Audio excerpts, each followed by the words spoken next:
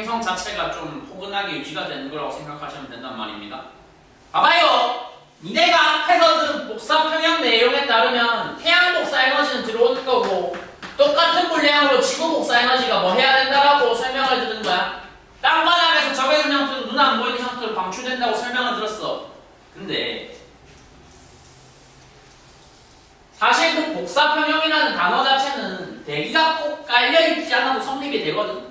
당장 지구 옆에서 가장 지구의 기준으로 가장 가까운 천체는 누가 있어? 달이 있어. 달은 대기가 없어. 근데 달도 복사평형 상태야. 달은 딱 이 상태야. 들어오는 에너지랑 나가는 에너지가 같아. 근데 달 가서 살아본 적 없잖아. 달 개춥거든? 한국이 아니라 지구에 비교할 수 없어. 저는 엄청나게 추워. 그러니까 지구의 복사평형과 달의 복사평형은 좀 상태가 많이 뭐하다는 얘기야? 많이 다르다는 얘기야. 둘 다 복사평형이긴 한데 가장 뚜렷한 차이점이 뭐 때문에 생긴다고? 저쪽은 대기가 있다 없다. 저쪽은 대기가 있는데 이쪽은 대기가 저쪽은 대기가 없는데 이쪽은 대기가 있다. 대기가 있는 상태의 복사평형은 그럼 대기가 없는 상태의 복사평형과 비교했을 때 뭐가 다른가를 이해하는 게 제일 중요한데 대기가 없을 때의 복사평형, 있을 때의 복사평형은 이게 중요해. 상식적으로 생각해봐. 행성을 포근하게 유지시켜야 돼. 유지시키려면 어떤 열 에너지를 잠깐 보유할 수 있어야 돼. 보유한다면 무슨 에너지를 보유할 거라고 약간 상식선에서는 판단이 돼. 야! 대기가 어떤 열을 잡아줘야 된다고. 흡수를 해줘야지 안쪽에 있는 지표면에 있는 인간들이 따뜻하게 생활할 수 있다고. 얘가 흡수해준다면, 얘가 잡아준다면 상식적으로 태양 복사 에너지를 잡아준다고 생각이 드세요? 아니면 지구 복사 에너지를 잡아준다고 상식적으로 생각이 드세요? 그게 상식이야. 상식적으로 태양 복사 에너지일 것 같잖아. 태양빛이 뜨거우니까. 근데 실제 현실은, 실제 과학에서는 아까 말씀하신 대로 아니다. 잡아주는 대상이 정해져 있다. 우리 대기가 잡아주는 대상은 정해져 있다. 근데 잡아주는 대상은 누가 아니다. 태양 복사 에너지 잡는 거 맞다 아니다. 아니고 100% 누구만 잡아준다 얘는. 지구 복사 에너지를 근데 잡아준다고 표현을 했는데 이 그림으로 표현하면 여기야. 바로 다 못 올라가게 하고 일정 분량을 밑으로 튕겨내. 이 튕겨내는 현상을 과학적으로 학술적으로 좀 격식을 차려서 표현을 하면 재복사라고 불러. 재복사.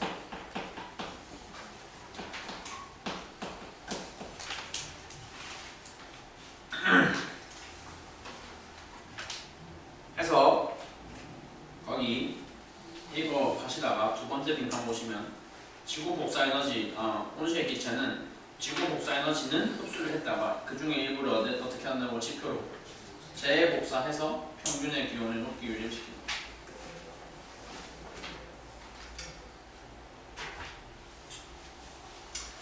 자, 그래서 재복사라는 단어가 중요했기 때문에 잠깐 설명을 해봤습니다. 다시! 이 그림 스타 몇 개? 3스타 했어요. 3스타. 3스타. 그래서 이 그림에서 뭐 세 번째 빈칸이야 네 칸짜리 그 단어 그대로 복사평형 적으시면 되는 거잖아. 그건 어려운 게 아니야.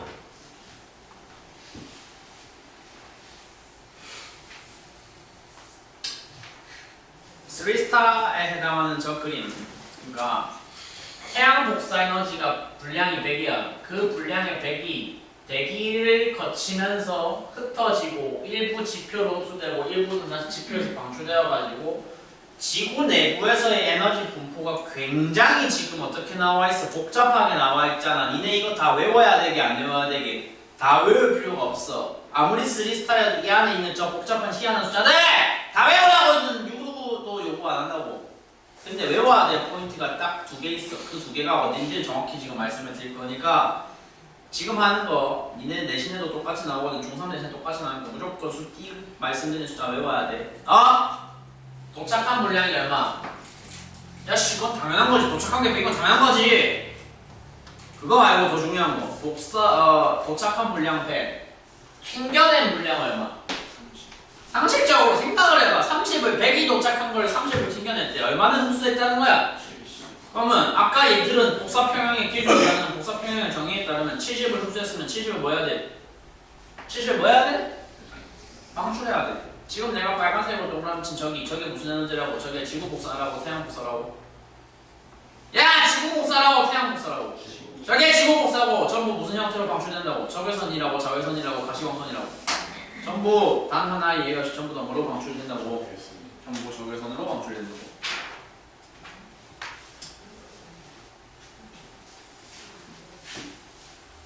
그렇습니다. 이게 3스타 콘텐츠 일단 오늘 다루어야 할 가장 중요한 내용은 첫 번째였습니다. 네.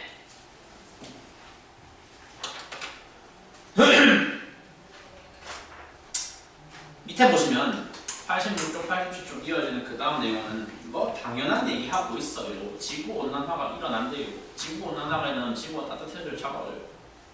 그게 지금 질문이라고 하는 거냐 싶을 건데 죄송하지만 니네가 상상하는 것 이상으로 좀 단어의 뜻 자체를 모르시는 분들이 간혹 있기 때문에 물어는 봐야 돼. 지구온난화는 따뜻해지는 거야, 차가워지는 거야? 당연히 따뜻해지는 거. 선을 넘을 정도로 따뜻해지면은 점점 이제 인간이 살기 힘든 환경에 되어가고 있는 그런 상태인 거잖아. 우리 행성이. 그렇지? 그러니까 당연한 얘기일 거거든. 지구온난화에 관련된 내용은 딱히 뭐 읽어봤자 별 의미가 없는. 그래 내가 원래 이거 뭐 사회 시간에도 들었고 어디서도 들었고 뭐 환경 교육 이런 거 할 때 들었고 환경에 날 때 어디 시청각 교육 한다고 뭐 틀어주는 것 같고 하도 많이 봤기 때문에 별도로 언급할 가치가 딱히 없을 거야. 지구온난화 내용은 일단은 패스할 건데 잘 들어봐. 패스를 하는 대신에 그 페이지에 여백에다 뭐 한 개 적어주셔야 될 게 있어. 매우 중요한 내용 한번 적고 가도록 할게.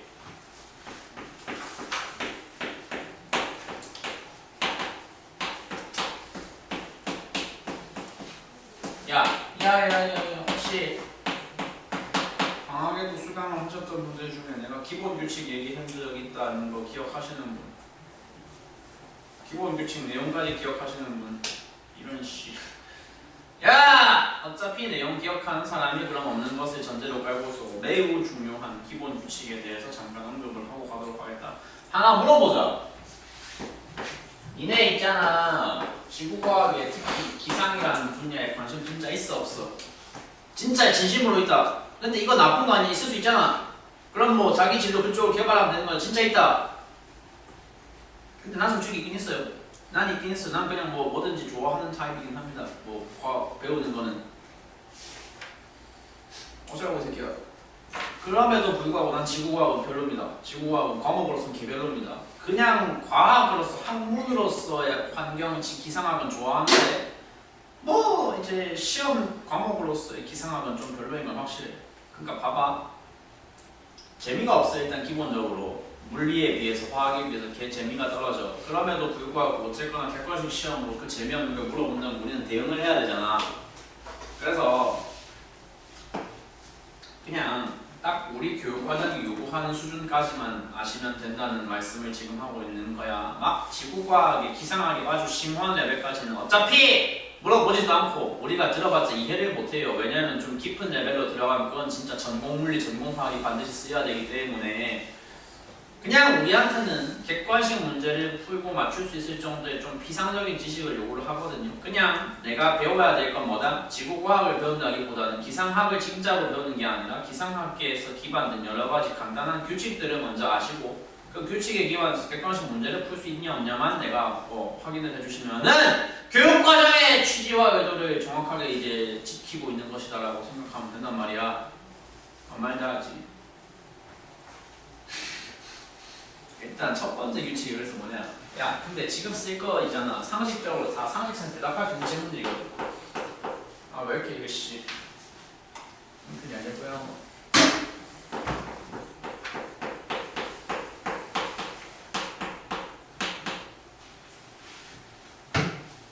지표가 가열된다. 위에 공기가 뭐 해야 돼? 원상은 지표가 가열되면 위에 공기가 뭐 해야 돼? 야! 지표면이 가열되면 지표면 위에 공기가 같이 쌓여있을 거 아니야. 깔려있었을 거 아니야. 그 지표면 위에 깔려있던 공기는 같이 가열될까? 지표면 보면 아니면 지표 위에 공기가 냉각될까? 같이 가열되겠지. 여러분! 상식선의 질문 하나. 가열된 공기는 위로 올라갈까요? 밑으로 내려갈까요? 상상해줘.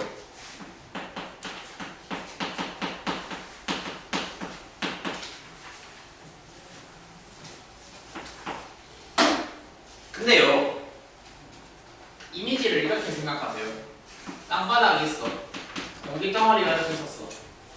땅바닥이 데펴져서 공기덩어리가 가벼워져서 공기덩어리가 상승을 해야 되는데 그러면 여기 내가 사람을 세워놨다고 가정을 할게.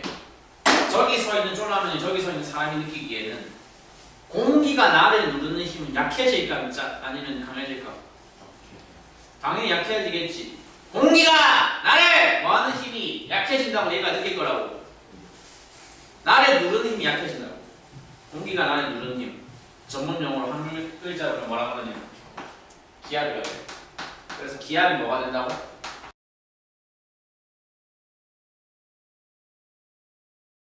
그러면은 무슨 기압이라고 표현하는 거죠?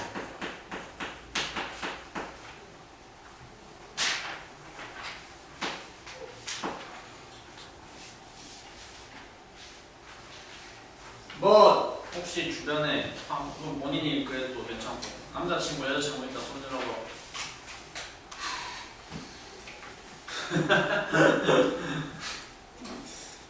그러면 본인이 아니면 자기 주변에는 최소 한 명은 있을 거 아니야. 지금 누구랑 사귀고 있다 있지. 야! 이 중3이면 솔직히 있어. 무조건 있어. 있지? 그러니까 니네가 직접 일단 있냐는 게 아니라 니네 친구 중에 있지. 그건 있을 거 아니야. 이따 칠게.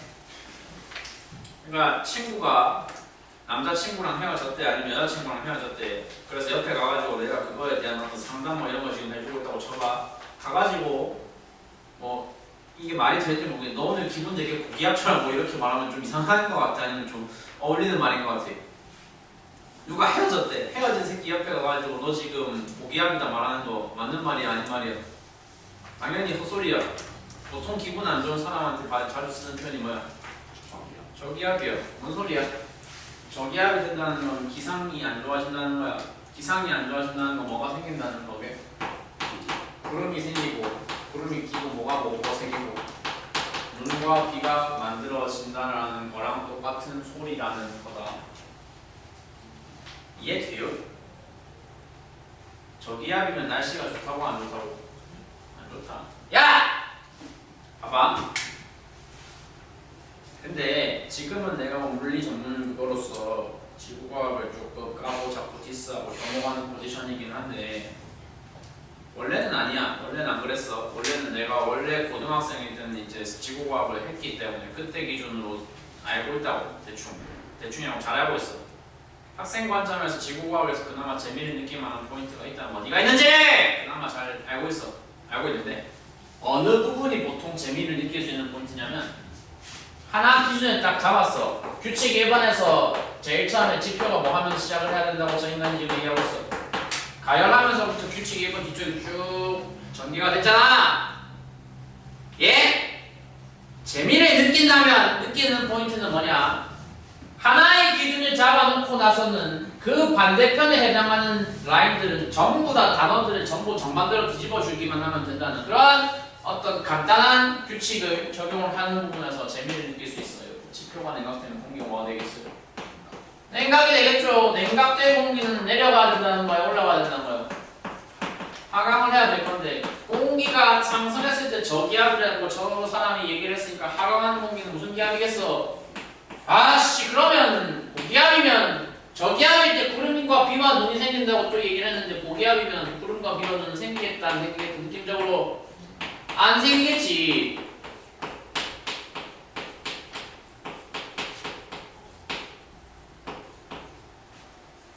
구름이 안 생기고 비가 안 오고 눈이 안 온다. 근데 규칙 2번은 규칙 1번하고 다르게 꼬리 한 개를 더 달았다. 비가 안 온다, 눈이 안 온다. 그게 좀 과도할 때를 가정을 해보자. 과도하게 비도 안 오고 과도하게 눈도 안 온다. 이 상태를 뭐라 그래? 그게 짧게 지속되면 가뭄이라 그래요. 길게 지속되면 지역 전체가 뭐가 된다고 표현을 하기? 사막이 된다고 표현을 하기.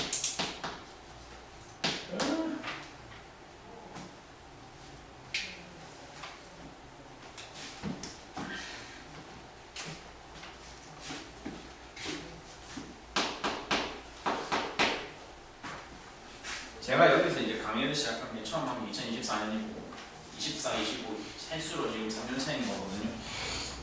학년 불문 지금까지 받아봤던 저를 좀 놀라게 했던 저를 듣고 좀 쇼킹하게 만들었던 여러 가지 형태의 질문들이 있는데 일단 뭐 아무리 시간이 많이 지나도 도저히 잊을 수 없는 질문, 잊을 수 없을 것 같은 건 그거야. 지도에서 오른쪽이 동쪽이냐 왼쪽이 동쪽이냐는 질문 진짜로 들어봤어. 혹시 나한테 모른다. 야 동쪽이 오른쪽이요 왼쪽이요 지도에서 오른쪽이에요. 이 당연한 질문에 대한 당연한 대답 당연히 이제 나와야 돼. 그치? 상식이야 지금 한 말. 그게 받아봤던 질문 중에 제일 쇼킹했었고, 두 번째가 요구르트가 맛이 신맛이다라고 얘기했거든. 화학단원에서. 그거에 동의를 못하더라고. 요구르트가 왜 신맛인지 설명을 해달래. 왜 설명을 해? 요구르트 신맛이 당연히. 난 먹어보니까 단맛 나던데 그건 설탕 넣어서 단 거고 원래 기본적으로 신맛이라고. 아무튼 그런 좀 쇼킹한 질문들이 몇 개가 있어. 쇼킹한 질문들이 몇 개가 있어서 개인적으로 그래서 얘는 내용 자체가 중요해서 투스타는 아닌데 하도 받아본 질문들이 내 기억에 각인이 강하게 됐기 때문에 한번 투스타 달아봤어. 정해져 있다 이거. 정해져 있다. 3번 규칙은 내가 내 맘대로 내 쪼대로 지금 얘기하고 있는 규칙이 아니라 국제계에서 진작에 합의해 놓은 규칙이야. 풍향을 정할 때 있잖아. 항상 그 바람이 출발한 장소를 기준으로 해야 되게 도착한 장소를 기준으로 해야 되게 무조건 정해져 있어. 풍향을 정할 때 기준은 항상 정한다면 기준은 항상 출발지야. 야! 왼쪽이 서쪽이라고 오른쪽이 서쪽이라고. 아까 오른쪽이 동쪽이라 했으니까 왼쪽이 서쪽이겠지. 그러니까 예를 들어서 바로 이런 거야. 서쪽이야 동쪽이야. 여기서 바람이 동쪽에서 서쪽으로 불어가는 저런 형태의 화살표를 내가 바람 한 개를 잡았다고 쳐봐. 지금 주황색으로 표현해드린 저 화살표는 그러면 명칭이 동풍이어야 된다는 거야? 서풍이어야 된다는 거야? 동풍이어야 된다는 거야. 왜? 출발지를 기준으로 정하니까 뭐를? 바람의 방향을. 이해돼? 네. 자, 마지막 내용이 아무튼 생각보다 요새 애들이 지리에 대한 상식이 굉장히 지금 떨어지고 있는 것 같아서 한국은 북반구 지역이야 남반구 지역이야. 북반구라는 대답은 사실은 당연히 나오는 거거든. 지구과학이라는 과목은 기본적으로 북반구에 더 관심이 많고요 남반구에 더 관심이 많고요. 당연히 북반구에 더 관심이 많아요. 왜냐하면 한국이 어디 속해 있으니까. 그래서 그런 이유야. 그래서 남반구 고기압 굳이 물어보지 않을 거야. 북반구 고기압 지역에 대해서 물어볼 확률이 매우 높다고 보시면 되는데 잘 들어가요. 북반구인데 고기압이래요. 고기압이면 아까 위에 보시면 요 규칙에 따르면 고기압이 발생하려면 공기가 뭐 해야 된다고? 내려가야 된다고 올라가야 된다고? 내려가야 된댔지. 그거를 그림으로 한번 표현해 보시면 이 지역에서는 공기가 뭐 한다고? 쫙 내려가야 돼. 아직 동의됨? 동의 안 된다. 야, 니네 작년에 그래서 시험 칠 때 2학년 과학 그냥 통틀어서 한번 리뷰한다고 생각해봐. 아마도 본인들 기억상에 가장 힘들었던 단원으로 남아있는 게 몇 단원이니까 물론 사람마다 기준과 취향은 좀 다르겠지만 아마도 높은 확률로 2단, 6단원이요? 2단원이겠죠. 1학기 기준으로만 할게요. 2단원. 2단원 뭔지 기억 안 나지? 전기회로, 오매법칙, 뭐 직렬회로, 병렬회로, 그리고 마지막 가서 했던 게 뭐게? 자기장이야. 전류가 어느 방향일 때 오른손, 엄지 방향일 때 자기장이 어느 방향이다? 오른손 내 손가락 감기는 방향이다. 이거 맨날 그래서 코일 보고 선 방향 찾고 어디로 감기는지 찾고 이랬을 거란 말이야. 그때는 2년쯤 전이네. 지금 여기서도 마찬가지 행동을 해주시면 돼. 근데 그거보다 훨씬 간단해. 연두색 화살표가 뭐 방향이라고 무슨 뭐를 나타내는 거야? 공기가 뭐 하는 방향? 공기가 내려가는 방향이지. 북반구 고기압에서만 적용할 수 있는 규칙이야. 내려가는 공기 방향에 대해서 본인들의 왼손 쓰면 죽인 오른손 엄지손가락을 내려주시면 돼. 야! 오른손 엄지를 뭐 하면 된다고? 이렇게 하면 된다고. 인간 신체 구조상 오른손 엄지손가락 방향이 정해지잖아. 그럼 무조건 뭐가 따라오는데? 내 손가락 감기는 방향이 따라오지. 직접 해봐야지. 그래야 공감을 할 거니까. 야, 그거 이렇게 했어. 그러면 그때 본인들 지금 내 손가락 감긴 방향이 뭘 의미한다고 그 지역에서의 바람 방향을 의미해야 돼. 따라 하시지 않을 거면 최소한 이거라도 적으세요. 그러니까 고기압 지역에서 풍향 방향이 저렇다고요. 바람 방향이 저렇다고요. 에이, 근데 잠깐만 이것까지 듣고 적자. 야, 이거 표현을 할 때 시계 방향이라고 표현을 해야 맞아? 반시계 방향이라고 표현을 해야 맞아? 시계 방향이. 그래서 정리하자면 마지막 규칙은 뭐에 대한 얘기다? 북방구에서 고기압 중심에서는 부는 바람이 무슨 방향으로 갑니다. 시계 방향으로 갑니다. 반시계 방향으로 갑니다. 말 좀 해줘 보실래요? 시계 방향으로 갑니다. 반시계 방향으로 갑니다. 시계 방향으로 갑니다. 약간 사람이 까지 지금 듣는 거에 관심이 없다 그래도 약간 그런 센스는 있으면 좋아요. 맨 북방구 고기압이 반시 시계 방향이란다. 느낌상 반시계 저기압이면 뭐겠다? 반시계겠다. 지금 뭐 적히는 않겠습니다만 실제로 그렇거든요. 그 정도 약간의 약간 뒷일을 예측하는 어떤 센스 정도는 좀 있어 보시면은 그런저런 도움이 좀 되실 것이다. 다음 페이지 가볼게요. 94쪽. 페이지가 왜 이렇게 건너뛰고 있는 거냐? 개념에 해당하는 부분은 딱 먼저 앞쪽에 발라내다 보니까 페이지가 조금 이제 띄고 있는 상태야.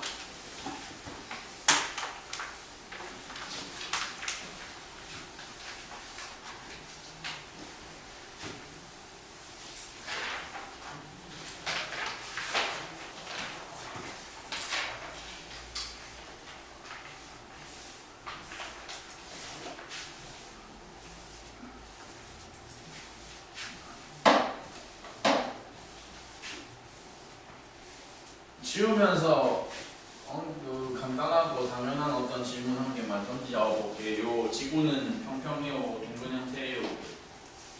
난 지구가 평평하다고 생각합니다. 진심으로. 그럴 수 있잖아. 그런 오해들을 과학을 통해서 바로 잡으면 되잖아. 지구가 어떤 형태라고? 평평하다고 동그랗다고. 옆에서 반면에 보면 당연히 어떤 형태야? 당연히 어떤 형태야? 동그랗잖아. 동그랗거든?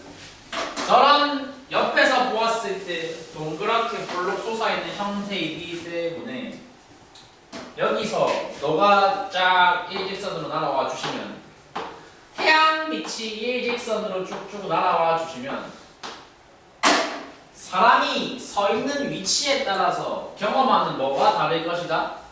태양빛이 들어오는 각도가 다를 것이다. 나 왠지 저거 어디서 들어본 것 같다라는 생각이 든다면 그거 맞습니다. 나 왠지 이거 중학교에 했는데 왠지 어디선가 들어본 것 같다. 몇 단에서 본 것 같다. 왠지 그때 3단원에서 본 것 같다. 지구 크기 측정 최초로 성공하는 그리스 과학자 이름 제대로 말씀해 주시면 맞추시는 분한테 도중코 드리기요. 지금 근데 유형 다 끝나서 막힌 말은 먹을래?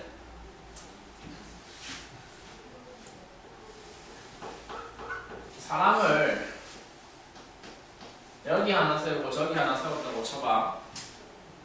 태양이 들어오는 각도가 얘가 서 있는 자리가 딱 어디냐면 위도 대략 몇 도인 지점이냐면 0도인 지점이거든. 위도 0도인 장소를 우리가 명칭을 한 단어로 뭐라고 부르게 두 글자 한 단어로 적도라고 부르거든. 그러면 적도 부근에 서 있는 인간과 위쪽에 90도 부근에 극지방에 서 있는 인간이 있어. 극만 쓸게. 당연히 어디가 더 춥다고 느끼고 어디가 더 덥다고 느끼겠어. 야, 어디가 더 춥다고 느끼고 어디가 더 덥다고 느끼겠어. 위쪽이 상대적으로 많이 춥고 아래쪽이 상대적으로 많이 차갑다고 위쪽이 상대적으로 많이 춥고 아래쪽이 상대적으로 많이 덥다고 느끼겠지. 기본적으로 저런 차이가 생기는 기본적인 배경이 뭐 때문이다? 아래쪽에 태양 에너지가 많다 적다 많을 것이고 위쪽에 태양 에너지가 상대적으로 뭐할 것이기 때문에 적을 것이기 때문에 내가 지금 주황색으로 그려드린 라인이 뭐다? 위치에 따른 위도에 따른 태양 복사 에너지가 뭐하는 분량들 들어가는 분량들, 흡수되는 분량들, 저기 입사되는 분량이라고 돼 있죠. 그래서 들어가는 분량의 에너지를 이만큼으로 표시할 수 있어요. 내가 그림이 별로 안 좋은 것 같으니까 저 그림을 옮겨서 볼게요. 그래서 어느 부분에서는 영도라는 적도 저 지역 부근에서는 기본적으로 누가 많이 솟아있는 상태라고. 기본적으로 누가 많이 솟아있는 상태라고. 태양 복사 에너지가 이렇게 봉우리 솟아있는 상태야. 아, 가운데 지역이 좀 에너지가 많아. 지금 많은 상태야. 근데 말했잖아. 지구라는 행성 전체가 뭔 상태를 만들고 있어야 되니까, 평형 상태를 만들고 있어야 되니까, 노란색으로 표현되는 저 흡수되는 에너지만 있어서는 안 된다고. 뭐가 있어야 되는데, 저거랑 똑같은 분량의 방출되는 에너지, 지구 복사 에너지도 있어야 돼. 맞지? 지구 복사 에너지가 저런 초록색 라인으로 잡히고 있어. 아, 그래서 얘가 방출되는 라인이고 노란색이 뭐가 되는 라인이었어? 흡수가 되는 라인이었잖아. 왜 극지방이 추냐? 왜 북극, 남극이 그렇게 사람이 살기 힘들 정도로 추울 수밖에 없는 날씨가 되느냐? 흡수되는 분량에 비해서 방출되는 분량의 에너지 면적이 훨씬 더 뭐하더거든. 지금 크잖아. 저만큼 에너지가 부족하다, 에너지가 딸린다. 그렇기 때문에 그 지역이 기본적으로 추운 상태인데, 반해서 가운데 부근 지역들은 빠져나가는 분량에 비해서 흡수하고 있는 분량이 많기 때문에 그 남는 저 빨간 B급 쳐들인 면적만큼의 분량의 에너지가 항상 과잉한 상태인 거다 로 이해가 되는데,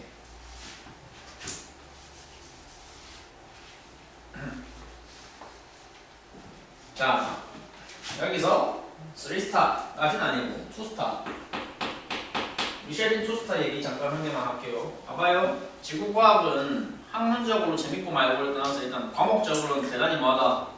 과목적으로 재미가 있다 없다? 없어. 그나마 덜 재미없게 하기 위해서 필요한 규칙이야 일단.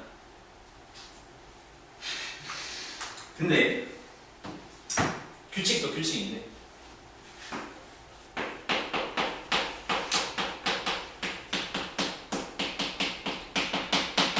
과목의 특징이 그렇다 보니까 항상 출제되는 포인트가 저런 데서 발생해. 이내가 뭔가 애매하게 알고 있는 부분들, 잘못 알고 있는 부분들이, 그리고 이제 나는 좀 경력이 짧지만은 뭐 학교 선생님들은 기본적으로 40대 50대 이러실 거 아닌가? 학교에서 제일 젊은 쌤 몇 살이야? 학교에서 제일 젊은 쌤 몇 살이야? 30대도 요즘 많죠? 혹시 학교 사람들 나이 모른다? 얼굴 보면 대충 보이잖아. 야, 얼굴 보면 대충 보이잖아. 상식적으로. 니네 지금 앞에 서 있는 사람이 40대일 것 같진 않잖아. 혹시 40대라고 생각한다 손 들어봐. 그러니까 아무튼 그래서 이제 경력이 많이 쌓이신 선생님들은 그 많은 경력을 통해서 알고 있다고. 니네가 어느 부분에 대충 잘못 알고 있고 대충 알고 있기 때문에 그 부분 저격하는 5개념 저격 성능들 내면 당신들이 크게 곤란을 겪는데 그 사람들 정확히 알고 있단 말이에요. 중학생 선생님이든 고등학교 선생님이든 그렇거든. 뭔 말인지 알겠죠?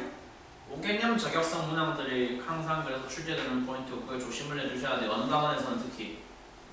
어느 단원에서는! 지구과학에서는. 어이. 자, 다시 써볼게. 지구 복사 에너지의 본질이 뭐야?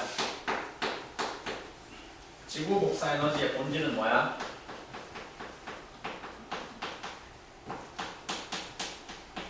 방출되는 분량이야, 흡수하는 분량이야? 방출하는 분량이야. 그럼 저 방출하는 분량의 크기를 비교해 볼게. 0도 부근, 적도 부근이랑 90도의 극지방 부근에 대해서 상식적으로 대답을 하세요. 상식적으로. 방출하는 에너지는 적도에서 더 많을까요? 극지방에서 더 많을까요? 상식적으로. 야! 이거 대답 잘하면 쉬운 줄게. 상식적으로 방출하는 에너지는 적도에서 더 많을까? 극지방에서 더 많을까? 그게 어떻게 상식이야, 씨. 상식적으로 어디서 더 많았는데? 추운 지역에서 더 많아. 왜 상식이지? 잠깐. 그게 왜 상식인데? 야, 뭐야, 이거, 씨. 일단 상식적으로 뭐라고? 추운 지역이 왠지 방출하는 게 더 많아야 될 것 같잖아. 그러니까 춥겠지가 되거든 원래는. 근데 실제 진실이 뭐다? 실제 진실이 실제로 적도가 더 방출하는 게 많아. 왜 그러냐? 근거가 뭐냐? 설명을 해보아라 라고 하면 내가 대답을 뭐라고 할 거냐? 눈이 있으면 뭐를 해라? 그래프라도 좀 똑바로 읽어봐봐. 그래프를 읽어봐. 그래프를 보면 이 초록색 라인이 방출되는 에너지를 나타내는 그림이잖아. 라인이잖아. 이 연두색 라인이. 연두색 라인의 높이가 어디서도 높아요. 적도 부분에서 높은 거예요. 극지방에서 높은 거예요. 이쪽이 훨씬 올라가 있고 오히려 이쪽이 뭐하고 있어? 확 내려갔잖아. 그러니까 실제로 적도 부분이 오히려 방출하는 에너지가 더 많은 거라고. 와 근데 왜 더운데? 이쪽으로는 방출이 덜하는데 왜 추운데? 라고 물어보면 그런 거지. 적게 흡수하고 적게 방출한다. 근데 흡수하는 분량이 너무 뭐하다. 이 말을 쓸게. 극지방은 뭐라고? 흡수가 적다 많다. 야 흡수가 적다 많다. 흡수가 적은데 흡수량 적고 뭐도 적다. 방출도 적다. 흡수도 적고 방출도 적다. 근데 흡수량이 더 적다. 방출량이 더 적다. 흡수하는 게 방출보다도 더 적다. 그래서 추운 거다. 위에는 뭐야 그럼? 적도는 극지방과 비교했을 때 흡수가 많다 적다. 알죠? 맛있는 흡수가 많다 적다. 흡수도 많고 방출도 뭐다. 흡수도 많고 뭐다? 방출도 많다. 근데 뭐가 더 많다? 흡수가 더 많다. 뭐 약간 그런 감성인 거죠. 그런 감성. 삼성 회장 누군지 알지? 이름 뭔데? 이재용 회장님이 버는 돈이 한 달에 많을까? 내가 한 달에 버는 돈이 많을까? 그렇겠죠 당연히. 지금 질문은 사실 뭐 일본에서 하면 당연한 거고. 근데 그럼 한 달에 쓰는 돈은 내가 많을까? 그분이 많을까? 그쪽이 훨씬 많겠지. 그쪽은 당장 운전기사에 정원사에 뭐 별별 사람들 다 자기 그걸로 고용을 해야 되는데 내가 뭐 운전기사는 개뿔 차도 없는데 지출이 훨씬 적을 거 아니야. 그지? 나는 지출도 적고 소비도 적은데 뭐가 더 적은 거? 아니 지출 소비 같은 거지. 미친놈이고. 수입도 적고 지출도 적은데 뭐가 더 적은 거? 수입이 더 적은 거. 그분은 수입도 많고 지출도 많은데 뭐가 더 많은 거? 수입이 너무 많은 거. 뭔 말인지 알았어요? 그리고 앉아 계신 분들이 조금 다 스마트 하신 것 같네요. 수입, 지출 이런 걸 다 알아듣고. 이렇게 말하면 너무 무시한다. 까지 기본 스토리가 이해가 되셨으면 난 쉴 거다. 그냥 더 들어봐. 한 번 길게 쉴게. 길게 쉬는 걸 니네가 더 좋아하는 것 같아.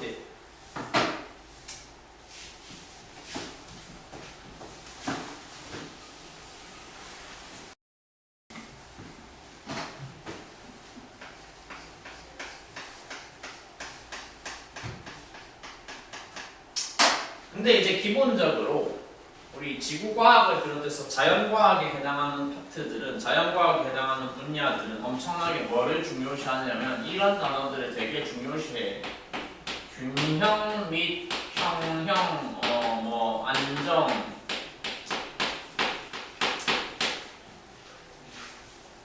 순환. 뭔 살이냐면 무슨 소리냐면 흰색 B급으로 표현을 해드리는 것은 에너지 부족한 분량이고 빨간색 B급으로 표현을 해놓은 건 에너지 과잉한 분량인데 가운데 적도 부분인 에너지가 일반적으로 너무 과잉하고 그 사이드가 너무 부족하다, 너무 과하다, 너무 부족하다. 이게 좋은 상태, 안 좋은 상태, 자연과학에서 보기에 매우 안 좋은 상태거든. 되게 안 좋은 상태거든. 그렇기 때문에 저런 정도의 심각한 불균형이 발생을 했으면 자연과학에서는 항상 뭐를 하려고 한다? 그 불균형을 조금 해소를 하려고 한다. 해소를 하려고 한다. 해소를 그럼 어떻게 해야 되는 거냐? 안쪽에 과잉한 분량을 어떻게 빼가지고 어디로 나눠주면 되겠어? 부족한 장소로 나눠주는 절차가 계속 일어나면 되겠어. 아니 이해돼? 그러면 생각 잠깐 해봐. 사람으로 비유하면 이런 거야. 점심을 다들 지금 시간상 식사를 하고 오셨을 걸로 생각을 할 수 있는 것 같은데 니네가 밥을 먹어서 소화를 다 시키면 본인들이 섭취하신 영양소는 일단 당장 존재하는 장소가 어디야? 배꼽 부분에 저기 동그라미 쳤잖아 그래. 소장 부분이겠지. 저기에 일단 내가 흡수한 탄단지 영양소들이 다 있다고. 근데 그 3대 영양소 탄단지를 필요로 하는 장소는 내 신체 부위 중에 어디야?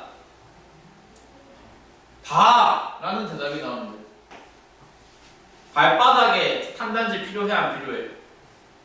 필요해. 지금 말하는 거 되게 사소한 부분이긴 한데 사실 안 궁금하시겠지만 발톱도 단백질 성분이 단백질이야. 그러니까 발톱이 자라는데 뭐가 필요하다고? 단백질이 필요해. 그따위 단백질 없어도 될 것 같은데 나도 동의하는데 팔다리가 다 필요하겠지. 뭐도 당연히 필요하겠어. 대가리도 필요하겠지. 지금 하는 말 이해를 잘 해보셔야 돼요. 사람 몸 안에서 영양소를 필요로 하는 장소는 어디라고? 야 어디라고? 사람 몸 안에서 영양소 필요한 장소가 어디라고? 온몸이야. 당장 근데 영양소가 존재하는 건 온몸이 아니고 어디야?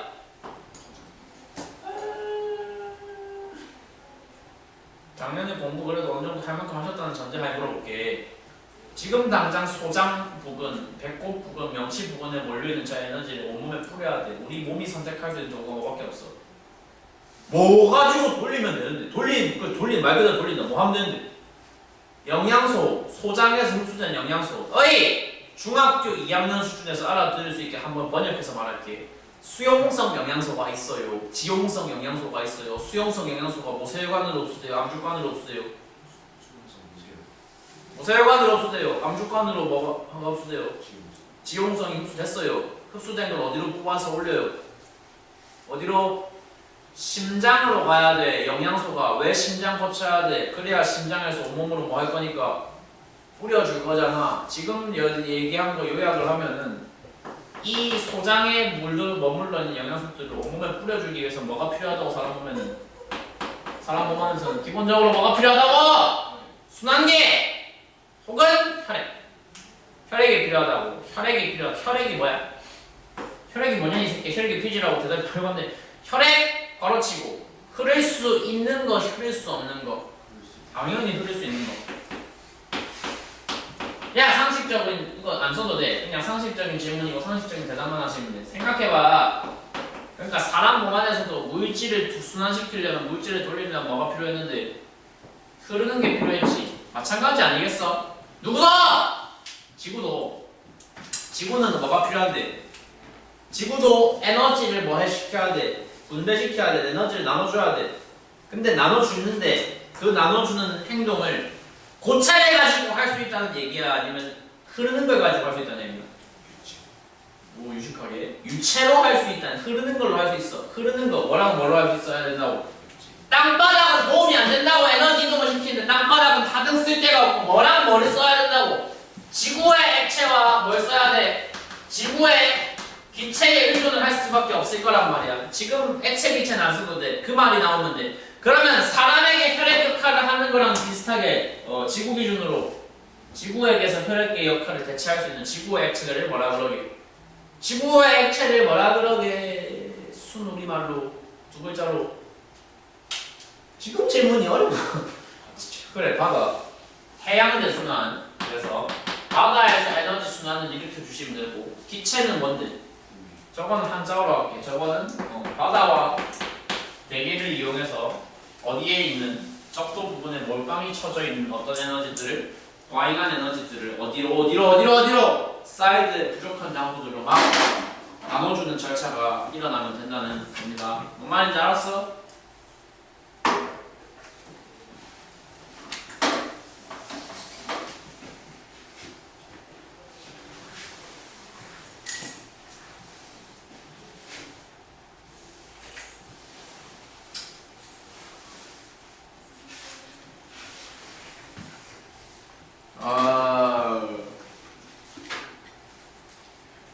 자, 94쪽에 아직 여백이 많죠. 위쪽 여백을 좀 비어 계시는 것 같으니까 지금 할 얘기가 근데 이제 재미있다고 저는 생각을 하긴 하는데 니네가 그 재미에 공감을 해주고 해주셔야지 좀 좋긴 하거든요. 좀 아무래도 주입식 재미가 될 확률이 높긴 하지만 그 94쪽 혹은 위쪽에 있는 여백에다가 지금 하고 있는 말 역시 3스타짜리야. 3스타짜리 좀 많이 중요한 얘기 한 개를 조금 길게 잠깐 얘기를 하고 나서 제가 또 쉬는 시간에 또 길게 한번 드려보도록 하겠다. 예? 혹시 지금 뭐 절반가량이 최근에 새로 들어오신 분들이니까 제 이름 모르시는 분들이 오히려 더 많을 것 같은데 앉아있는 사람들도 내 이름 모르지? 알아요? 제가 저런 본명을 가지고 사는 사람인데 최근에 들었는데 저현고등학교에 올해 새로 오신 물리래 그분도 심지어 물리 선생님 이름이 저렇대 진짜로. 내 본명이 백은혁인데 그분 본명이 백은혁이래. 백은혁. 어쩌다가 이름을 저렇게 안 좋은 걸 지으셨는데 워낙에 지금 초성까지 마지막 글자 빼고 다 겹치니까 이게 저도 확실하게 정확히 알거든요. 우리 이름이 일단 좋은 이름 아니라는 거 정확히 알거든요.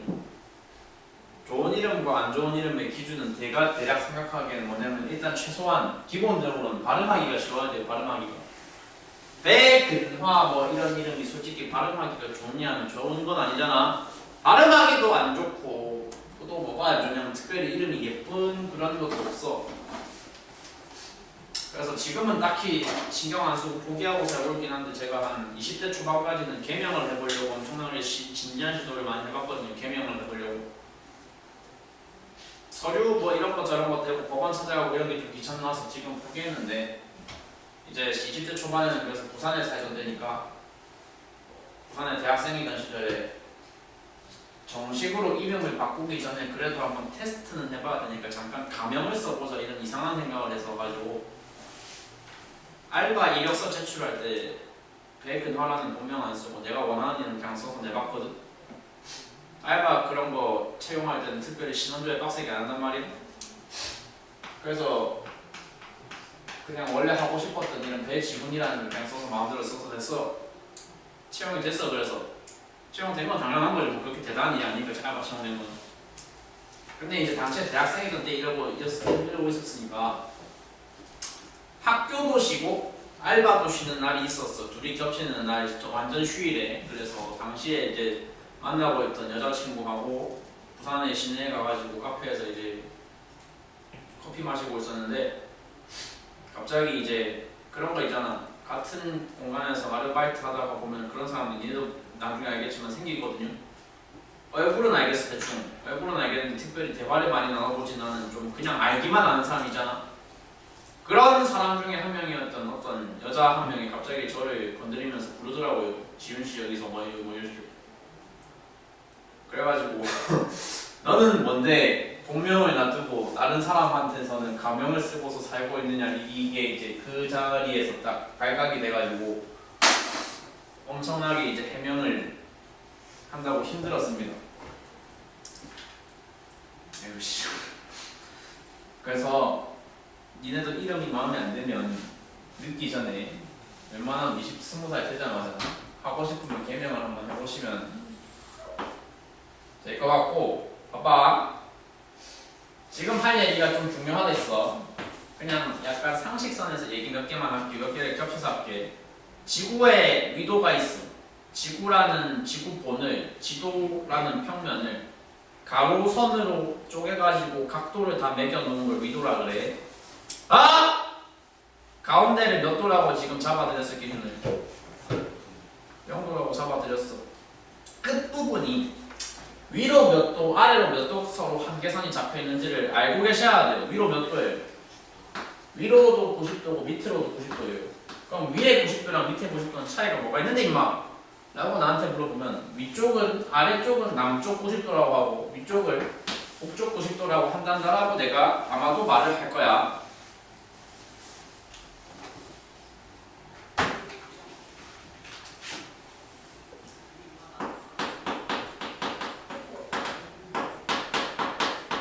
상식적인 질문 한 가지. 지구는 자전을 한다 안 한다? 안 하는 지구에 살아본 적 있나 혹시? 당연히 없지. 당연히 지구는 자전을 하거든 항상. 아씨 시끄러워. 그래서 자전하지 않은 가정상의 지구와 실제 쉬지 않고 자전을 하고 있는 현실 속의 지구를 한번 비교를 해볼 거야.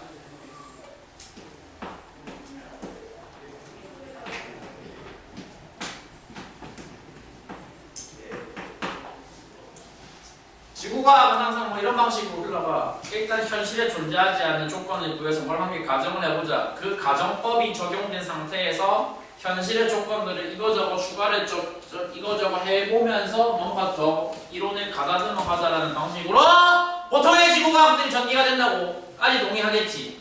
자, 왼쪽에 지금 내가 좀 중요한 그림들을 여러 개 그릴 건데 그거 그리는 과정에서 앞에서 뿌려놨던 그 떡밥들이 엄청나게 의미 있게 쓰이게 될 거야. 특히 어떤 규칙들이, 기본 규칙들이. 잘 들어봐. 이 부분 은근 재밌어. 잘 만들면. 지구가 자전하지 않는다는 현실에 존재하는 가상 속의 지구를 지금 써놨어. 그려놨어 왼쪽에. 맞지? 자전을 하든 자전을 하지 않든 기본적으로 어느 땅이 뜨거워? 0도 부근 땅이 뜨거워? 90도 부근 땅이 뜨거워? 기본적으로 어디가 더 뜨거워야 돼? 여기가 많이 핫해야 돼. 상대적으로 어느 지역들은 많이 차가워야 돼. 야, 말 좀 해봐. 어디가 차가워야 돼? 위쪽이 많이 차가워야 돼. 어쩌라고 이 새끼야라고 물어보면 이렇게 대답할 거야. 야, 기본 규칙 니네 아까 다 들었다. 뜨거운 지역에 있는 공기는 상승을 해야 된댔어? 하강을 해야 된댔어? 상승해야 된댔어.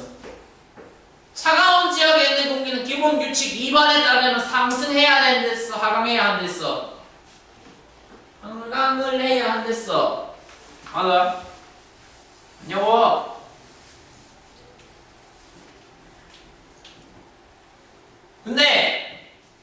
근데 상승한 공기가 무한정 상승을 할 수가 없어. 왜 없어? 왜 없냐면 가상의 천장이 있다고 생각해. 가상의 천장.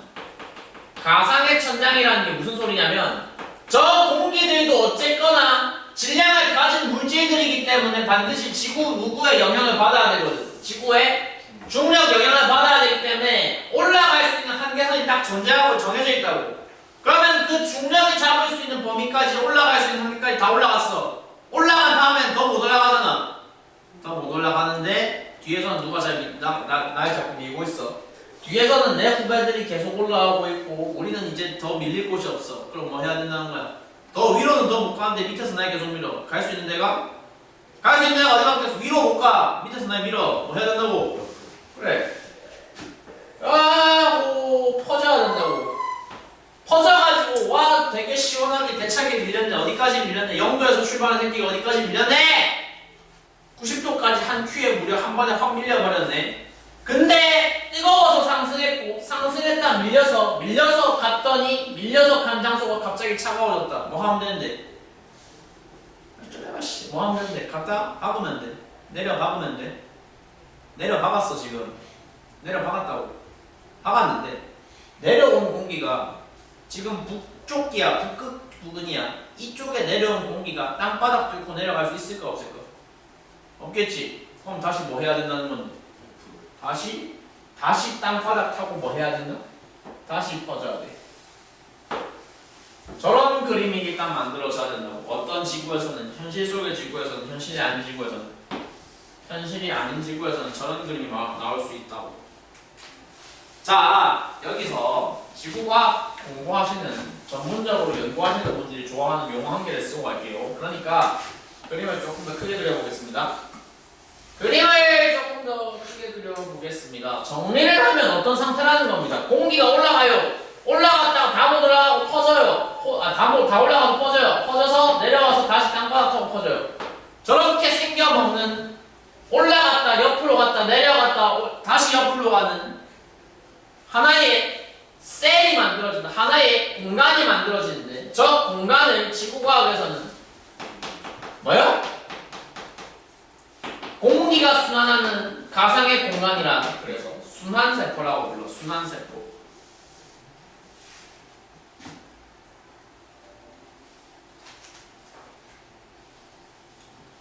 순환세포가 북반구에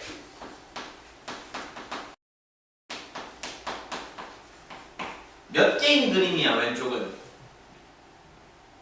그러니까 세포라는 건 출발점이 있고 도착점이 있을 때 출발한 장소에서부터 결론적으로 한 바퀴 다 돌고 원래 장소로 돌아오는 이걸 순환세포라고 부를 건데 지금 보고 계신 왼쪽의 그림에서는 북반구 기준으로는 북반구에 있는 순환세포는 지금 몇 개냐고! 2개야 3개야?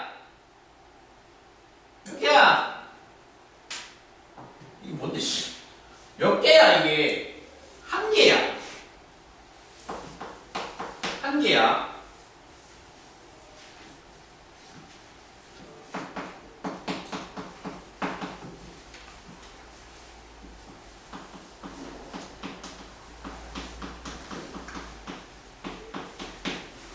옆에 지금 스포일러하게 써놨어. 그러니까 순환세포 한 개의 지구는 현실의 지구라고, 현실이 아닌 지구라고. 현실이 아닌 지구인데 현실의 지구에서는 북방구의 순환세포 몇 개라고 지금 내가 미리 스포일러 말씀드렸어? 3개가 나와야 되는 건데 어떤 과정, 어떤 원리를 거쳐서 3개가 나오는지까지를 이해를 딱 해주시면은 일단 가장 큰 산을 넘어가는 것이라고 생각을 하셔도 됩니다. 뭔 말인지 아세요? 근데 생각을 잠깐 해봅시다. 야, 자전을 하던 안 하던 가운데가 더 뜨겁다는 사실이 바뀔까 안 바뀔까? 가운데가 뜨겁다는 거는 지구가 자전을 해도 그대로 안 해도 뭐라고? 안 해도 그대로. 누구도 마찬가지일까? 극지방이 꼭대기 부분이 뭐 할까?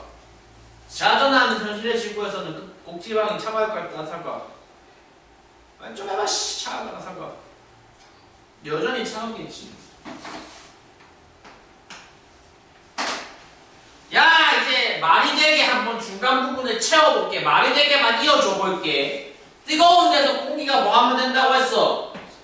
차가운 데서 기본 규칙 써야 기본 규칙 써야 이거 해서 하겠지. 아 그리고 그 얘기 해야 된다. 상식선에서 풀어볼게요. 저기는 순환세포 한 개였죠. 왜 한 개였어요? 각도 범위가 몇 도에서 몇 도까지를 그냥 한 큐에다 묶어버려서 한 개야. 0도에서 90도까지가 그냥 한 큐에 다 묶여버려서 한 개였어.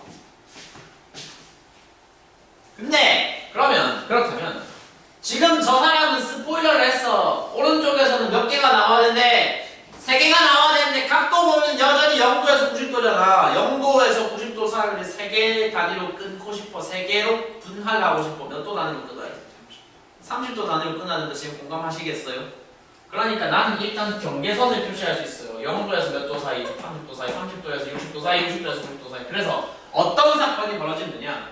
세포가 3개가 나오려면 뜨거운 공기가 상승해서 퍼진다. 여기까지 좋아. 여기까지 그대로 갔어. 퍼진 공기가 90도까지 한 큐에 다 가지 않고 어디서 내려가야 된다? 30도에서 내려서 이렇게 좀 짧게 퍼져야 돼. 그러면 위에도 마찬가지 아닐까? 위에 있는 놈은 뭐 했어? 갔다 막았어. 내려와서 땅 뚫고 더 내려갈 수가 없으니까 퍼졌어. 60도 그대로 쭉 다 내려가면 안 되고 세포 3개 만들어야 되니까 60도 부에서 뭐 해야 돼? 올라가야 돼. 아 그래서 위쪽에 작은 방 한 개 만들어야 돼. 정리하자면 60도 근처에서 공기는 올라가야 돼. 30도 근처에서 공기가 내려가야 돼. 그래서 가운데에 들어가야 될 세 번째 마지막 방, 마지막 공간이 만들어져야 돼. 30도에서 내려가고 60도에서 올라가는 게 말이 되게 중간 부분이 이어지려면 30도에서 내려간 공기가 땅바닥 타고 쭉 올라갔다가 60도에서 올라서 60도에서 상승하고 상승해서 천장에 부딪힌 공기가 다시 30도 부분으로 복귀하는 시나리오면 그러면 딱 3개가 완성이 된단 말이야. 뭔 말인지 뭐 끄덕끄덕 왜 쉬는 시간이 뭘 무렵에 하시는지 모르겠지만 뭐 알겠고. 그래서 어차피 이 내용 뒤에서 이어서 할 거야. 그림은 여기까지 일단 그려놓고 한 15분 정도 길게 쉬어. 그려. 아, 다 그렸어? 그럼 쉬어. 그린 사람들은 쉬어. 왕과 사는 남자 안 본 사람.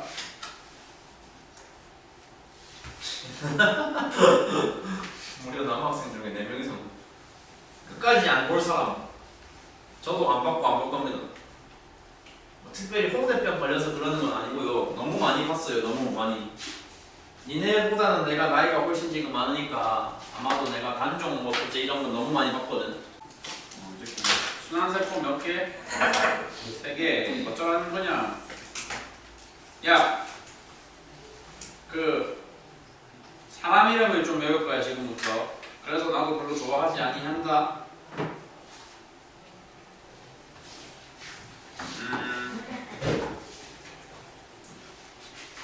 제일 밑에 있는 세포 저 있잖아.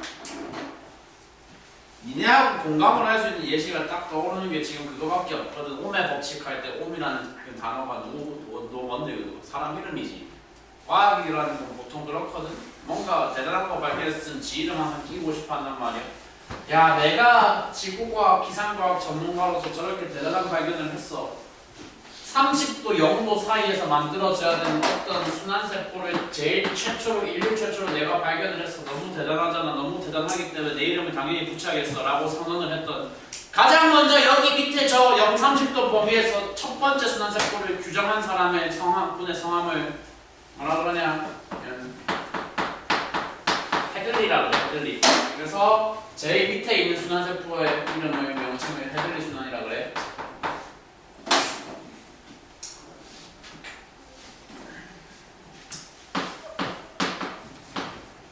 이게 마음에 안 들어. 이게 일관성이 없어. 일관성이. 어디는 사람 이름 붙이고 어디는 지역 이름 붙이고 그냥 지들 쪼대로 왔다 갔다 한단 말이야. 밑에는 헤들리 순환이라고 했으면 위에도 다른 사람 이름이 나와야지. 뭐 아문센 순환 이렇게 해야지. 아문센 뭔지 모르지? 책 좀 읽어라. 그러니까 제일 윗동네는 난데없이 또 사람 이름이 아니고 지역 이름 써서 극순환 이따위로 부르고 있단 말이야. 지금 하는 말은 스타고 뭐가 없고 그냥 외우시면 되는 거야. 그냥 외워놓으면 되는 건데, 헤들리 순환 세포가 있어. 극순환 세포가 있어. 근데 그리고 그 사이에 무슨 세포가 있어? 난 이거는 내가 또 최초로 발견했다. 내 이름 찜했다. 페렐 순환 세포라는 게 있어. 쓸데가 참으로 없어. 도대체 내가 이 뭐 순환 세포가 있거나 말거나 그딴 걸 왜 알아야 되는데, 우리 교육과정 왜 있단 걸 나한테 지금 요거를 도대체 왜 하고 있는데, 이런 의문이 자꾸 들어드는데, 여기까지는 과학적인 내용이 1도 없고, 오른쪽에 지금 추가로 적게된 내용에서 과학적인 내용이 살짝 들어갈 거야. 각 순환세포에 크게 분류할 수 있는 특징들이 있어. 특징들 2개 정도 내가 언급을 할 거고, 죄송합니다만 그 2개는 어쩔 수 없이 암기를 하시긴 하셔야 됩니다만 이해를 할 수 있어요. 암기는 암기인데 이해가 되는 암기가 될 거니까 아주 마냥 그냥 생으로 머리를 쥐어 뜯으면서 외워야 되는 그런 안 좋은 케이스는 아닐 것이다. 다시 이름 불러봐. 그냥 책 그거 보지 말고 그냥 암기 테스트 했어요. 뭐? 누가 지금 해준 것이라고 한 것 같은데. 해리포터. 중간에 뭐라고? 페이커. 해를 제일 위에는 사람 이름 아니고 뭐라고? 봐봐. 헤들리 순환이나 극순환의 공통점이 굉장히 큰 게 하나 있어. 뭐가 있냐면 얘네는 헤들리 순환이랑 극순환은 스타팅 포인트 따지고 볼게. 헤들리 순환 스타팅 포인트 어디였지? 뜨거워서 상승했다가 저거의 스타팅 포인트였지. 동의하나? 극순환의 스타팅 포인트는 어디였어? 비슷하게. 제일 윗동네가 차가워서 뭐했다가 스타팅 포인트였어? 차가워서 뭐했다가 내려왔다가 스타팅 포인트였어. 그러니까 헤들리 순환이 한 거야. 극순환은 둘 다 공통적으로 스타팅 포인트를 따지면 뜨거워서 상승하는 공기가 차가워서 하가는 공기라는 공통점이 있어. 지금 내가 말한 게 뭐야? 그러니까 이 두 세포는 각각의 순환세포가 정의되는 과정에서 어떤 사정이 개입했다는 거야? 열에너지가 직접 개입했다고. 제일 처음 공기를 움직인 게 뜨거운 지표면에 뜨거운 많은 열에너지, 차가운 지표면에 부족한 열에너지가 직접 개입한 거라고. 내가 지금 다 쓰는 단어 잘 들어봐야 돼. 누가 개입했다고? 누가 개입했다고? 열적, 그렇지. 열이 개입했다고. 열이 직접 개입을 했다고. 열이 개입을 했기 때문에 순환의 특징을, 순환의 명칭을 실제 학술 용어가 이래. 열적 순환이라고 불러. 열적 순환이면서 동시에 열이 어떻게 개입했다고? 직접 개입했다고? 직접 안 개입했다고? 그래서 열적 순환, 또는 직접 순환이라는 명칭이 실제 학술 용어로 존재를 한단 말이야. 헤들리의 순환이랑 극순환이 뭐라고? 열적인 순환이고 무슨 순환이라고? 열적인 순환이고 직접적인 순환이라고. 대답 좀. 대답 잘하면 모수 식사권 줄게. 단골이니까. 농담. 모수가 뭔지 모르지. 이게 확실히 고등학생들한테 농담 치는 거랑 중학생들한테 농담 치는 건 좀 다르긴 달라야 되잖아. 고딩들은 다 알았던데. 야! 상식적으로 생각을 해봐. 직접 순환이라는 단어가 나와 있으면 지구과학의 특징이 뭐랬다? 반대로 뒤집어라. 직접의 반대말이 뭔데? 그래서 헤들리 순환은 뭐라고 한다?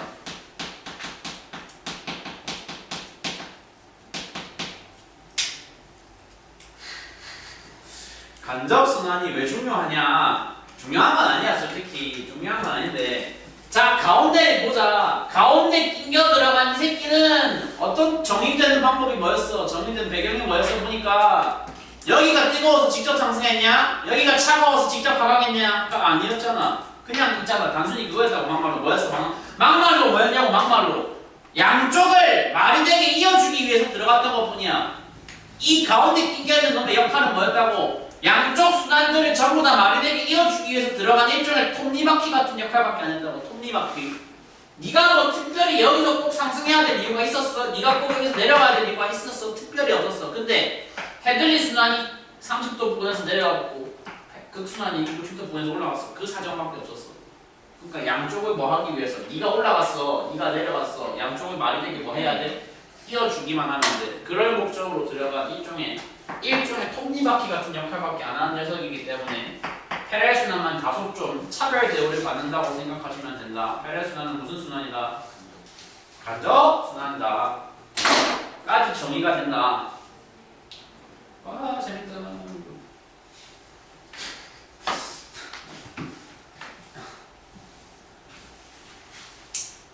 혹시 국정이란 박정현 국어학원 다니시는 여기 위에 언제부터 다녔어? 4개월. 별로 안 됐네. 최근에 저기 엘리베이터에 붙어있는 사진 중에 굉장히 연예인 닮은 여성분 사진 거기 한 개 걸려있던데 그분 실제로 계시는 분이 한번 타봐.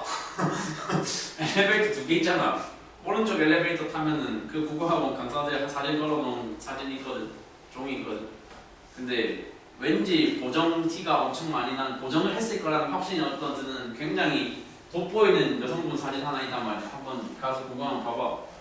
그래서 만약에 실물이다 그러면 이 근처에서 이미 남자애들 사이에서 난리가 났을 것 같은데 안 나는 걸 봐서는 살짝 좀 그거 보정이 많이 들어간 거 아닌가 이렇게 의심을 제가 하고 있거든요. 네.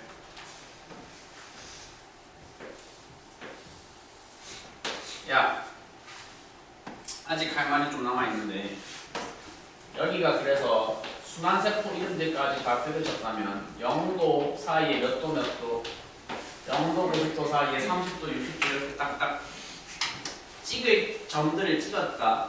자 정리해보자. 여기서 지표면이 뜨거워서 차가웠어. 뜨거웠어. 공기가 그래서 상승했었어 내려갔었어. 상승했었으니까 이제 기압으로 얘기해보자. 공기가 상승한 지역이었으니까 영도 부분, 적도 부분은 기본적으로 저기압이어야 될까 고기압이어야 될까. 기본적으로 공기가 상승을 하려면 그거 도장 일단 바로 찍고 갈게. 여기가 무슨 기압? 기본 규칙 몇 번? 3번에 따르면 4번에 따르면 북반구 기준 더 중요한 기압은 저기압이야 고기압이야. 기억 안 나면 앞에 한번 봐봐. 기본 규칙 4번에 따르면 북반구 무슨 기압이 중요한데 북반구 고기압이 중요해. 저기압 관심 없어. 생각 한번 해봐. 헤들리 순환의 끄트머리, 페레 순환의 끄트머리 30도에서 공기가 다 뭐 있어? 니네가 그려놓은 그림 참고하면 되잖아. 30도에서 공기가 뭐 있어? 갖다 박았어. 내려갔으니까 내려가는 공기가 있으니까 이 지역은 기본적으로 고기압이어야 돼 저기압이어야 돼? 기본적으로 고기압이다. 그렇겠지? 이해돼? 여기서 니네가 그린 그림이랑 비교 대조를 하면서 들어봐. 30도에서 공기가 뭐였었다고? 헤들리 페레 순환의 경계선에서 내려갔었다고. 내려갔으니까 고기압이라고. 여기도 마찬가지 아니냐 그럼? 극지방 부분도 90도 부분도 기본적으로 땅바닥이 뭐하니까? 개차가우니까. 개차갑기 때문에 그 지역에서 되게 기본적인 어떤 기압이 만들어져야 되겠다는 거야. 기본적으로 고기압이 만들어져야 될 거야. 아직 동의가 되냐? 그러니까 어느 위도가 고기압이다라는 게 지금 좀 중요하다고. 30도가 고기압, 90도가 고기압인 게 중요하고. 야 기본 규칙 4번 그대로 적용 잘해봐. 북반구지 지금 내가 짚은 다음 장소 2개. 북반구 고기압에서 바람 방향이 시계를 했어 반시계를 했어? 시계를 했지. 시계를 했어. 고기압 고기야, 저 포인트들 기준으로 전부 다 무슨 커브를 감아주셔야 된다고 바람 방향을 따질 거면 어떤 커브 전부 다 이런 커브, 어떤 커브 시계 방향 커브, 어떤 커브 시계 방향 커브. 내가 지금 주황색으로 그린 게 어느 지역에서의 그러니까 바람 방향을 다 표현을 해놓은 거다. 30도, 0, 30도 그리고 30, 60도 사이에 바람 방향들 다 표현을 해놓은 거다. 시계 방향, 시계 방향. 그럼 위에도 마찬가지일 거야. 90도 정점 부분에서 뭐 해야 돼? 무슨 방향으로 감아야 돼? 시계로 감아볼게. 이렇게 감아야 돼. 이렇게 감아야 돼.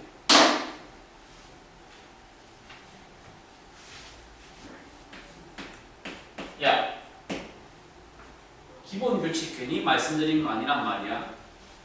다시 한국은 위도가 대략 몇 도쯤이지? 아까 앞에서 한국 말하긴 했는데 한국은 위도가 대략 몇 도쯤으로 알고 계세요? 상륙선에서? 그런 범위를 구체적으로 가지고 요구드린 건 아닌데 그러니까 대충 알고 있는 상륙선에서 다들 휴전선이 몇 도야? 38선인 이유가 38도여서잖아. 비슷하거든. 한국이라는 나라는 위치가 대략 어디쯤이라고? 저쯤이다. 그러니까 지구과학은 우리나라가 제일 중요한 기준으로 작용을 해야 된단 말이야. 우리나라 기준에서 지금 부는 바람이 어떤 커브가 감기고 있네. 전부 다 저런 주황색 커브가 감기고 있네. 기본 규칙 적용해볼게. 3번 규칙 적용해볼게. 자, 이거 위아래는 관심 안 가지고 뭐만 보고 싶은 거냐면 내가 그래서 동풍이냐 그래서 서풍이냐만 보고 싶어. 한국 기준이라고 다시 말했어. 기본 규칙 3번 적용을 해보면 출발지 기준이라고 도착지 기준이라고? 출발지 기준이야. 그럼 한국이라는 나라가 지금 맡고 있는 바람은 서풍이라고 부르면 돼? 동풍이라고 부르면 돼? 서풍인가 알겠어? 서풍이야. 그래서 혹시 이거 알고 계시는 사람 있는가 모르겠는데 한국은 대한민국이라는 나라는 한국을 비롯해서 아시아에 있는 일본과 중국 다 마찬가지인데 기본적으로 우리는 어떤 바람에 노출되어 있다? 서풍이다. 서풍은 서풍인데 어느 방향으로? 편도로 항상 서쪽에서만 불어오는 바람, 편서풍의 영향을 받고 있다. 어느 나라가? 한국을 비롯한 어느 지역에 있는 나라들이? 이 규쪽, 중위도 지역에 있는 모든 나라들이.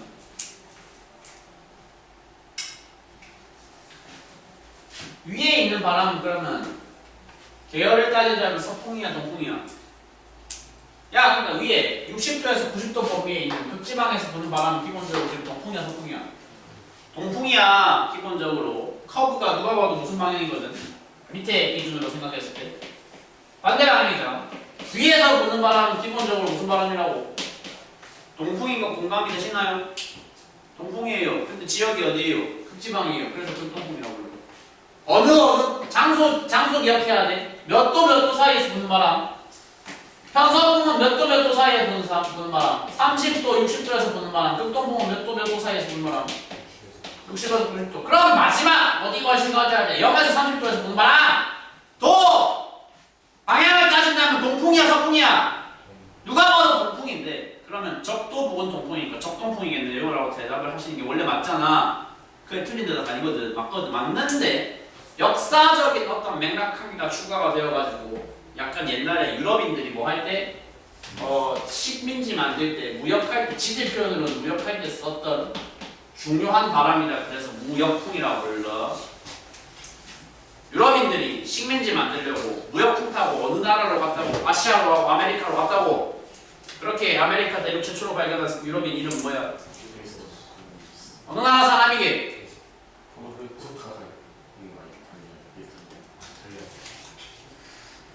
그런가? 제가 알고 있는 이탈리아는 아무튼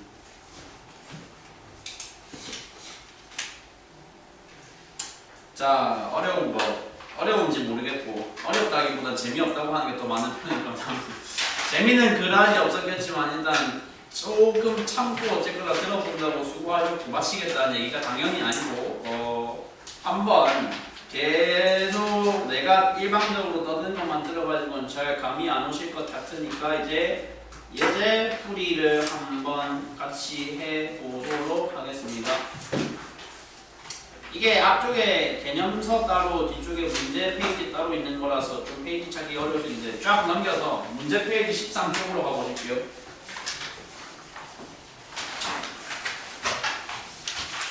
13쪽! 64번 풀지마 같이 볼 거야.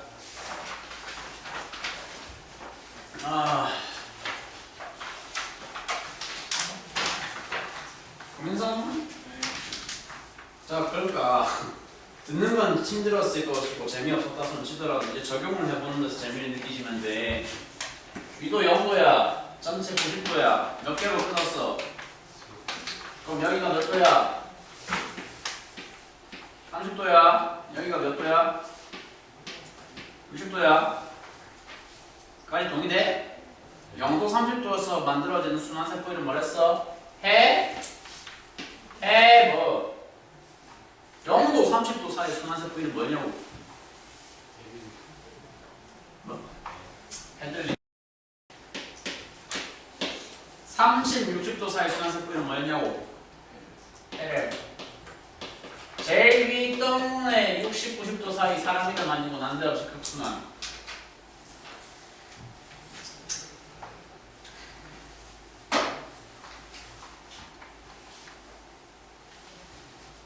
지금 아마 선지 바로 읽고 판단해 보시라고 하면은 내가 아직 언급을 안 했던 선지들도 섞여 있기 때문에 바로 못 하실 건데. 자, 제일 어려운 부분이 어딘지 바로 짚어 드릴게요. 여기 한번 읽어보기요. 같이 5번의 선지에 B와 극지방 사이 지표에서 부는 바람이 동쪽으로 부는 바람이냐라고 질문을 하고 있잖아. 맞니? 맞지? 극지방과 B면은 0도에서 극지방이잖아. 0도에서 90도 사이잖아. 극순환 세포라고 했어. 극순환 세포에서 불어야 되는 바람의 이름이 편서풍이랬어, 무역풍이랬어, 극동풍이랬어. 극동풍이랬어. 극지방에서 부는 동풍이라고, 극지방에서 부는 서풍이라고. 야, 극지방에서 부는 동풍이라는 명칭이야. 저게 극지방에서 부는 서풍이라는 뜻이야. 동풍이야. 다시 기본 규칙 적용하자. 동풍이니까 동에서 서로 불어야 돼. 서에서 동으로 불어야 돼. 동에서 서로 불어야 되는 거 알겠어? 근데 지금 뭐라고 얘기하고 있어? 실제 동풍은 이렇게 불어야 되는데 5번 선지는 동쪽으로 부는 이야, 동쪽에서 불어오는 이야. 동쪽으로 부는 이라고 설명을 하고 있잖아. 그러니까 5번 선지가 맞다고 틀렸다고. 저게 틀린 선지라고.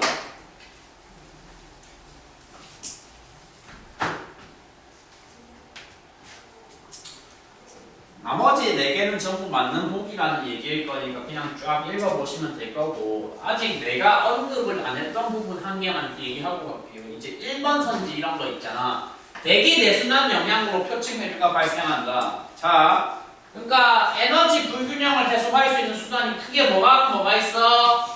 대기를 이용하는 방법과 바다, 한자어 격식 해양을 이용하는 방법 두 개가 크게 있어.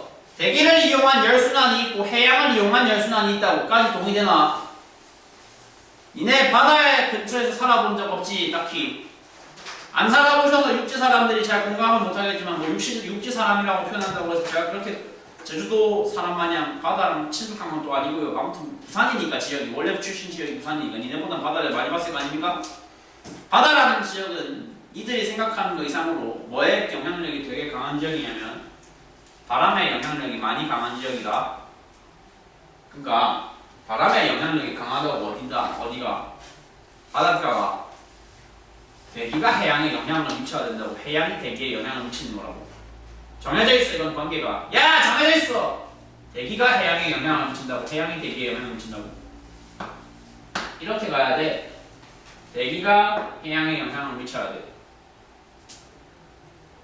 표층 해류라는 건 도대체 그럼 뭐냐? 라고 나한테 물어보실 건데, 니네가 또 작년 2학기 때 시험 쳤던 내용 중에 하나 있어. 한국 근처를 지나간 따뜻한 물줄기 뭐야? 쿠로시오. 쿠로시오 비롯해서 뭐 동한 난류, 북한 한류, 연해주 해류, 황해 난류 이런 거 있잖아. 그런 애들을 싹 다 묶어서 뭐라고 부른다? 표층 해류라고 부른다. 표층 해류가 누구에 의해서 형성이 되는 거라고? 표층 해류가 만들어지는 배경에 다 뭐가 있다고? 대기 대순환이 있다고.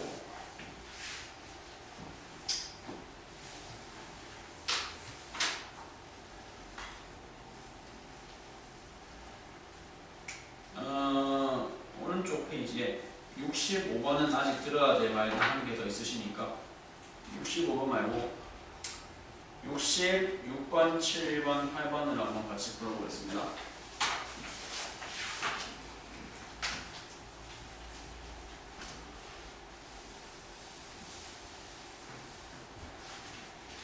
기억 맞아 아니야?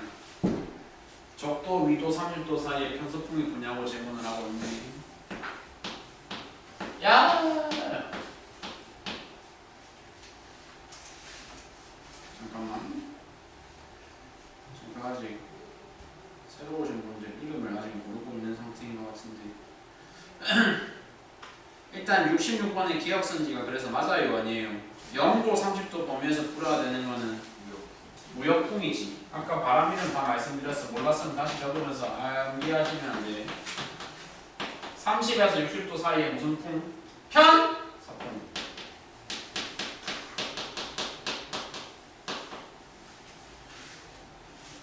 최하연 씨가 누구세요? 왜요? 60에서 90도 사이 무슨 바람이에요? 네. 아? 60에서 90도 사이 무슨 바람? 불똥풍.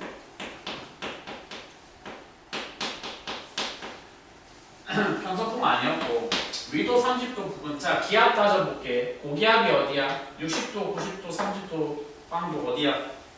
두 군데 나와야 돼. 어디랑 어디가 엄청난 고기압이야? 어디? 30도 부근에서 공기 하강했었어. 90도 부근에서는 공기가 뭐 때문에 하강했어? 추워서, 따뜻해서, 개추워서. 그래서 30도 부근에서는 하강 기류가 형성된다라는 말이랑 뭐가 공감되다, 뭐가 동의하다. 고기압이다가 동의하다. 고기압이면 구름과 눈과 비가 잘 생성이 된다, 안 된다? 안 된다. 안 된다. 디귿 선지 되게 좋은 선지인 거 지금 공감하셔야 돼요. 지구 자전의 영향으로 저거 세계 순환되는 순환 만들어진 거 맞아 아니야? 저거 맞다는 거야. 저거 맞지. 저거 맞지. 만약에 자전이 없었으면 어쩌라고? 생긴다고 안 생긴다고? 순환세포가 3개가 안 생기고 몇 개 생긴다고 해? 1개밖에 안 생긴다.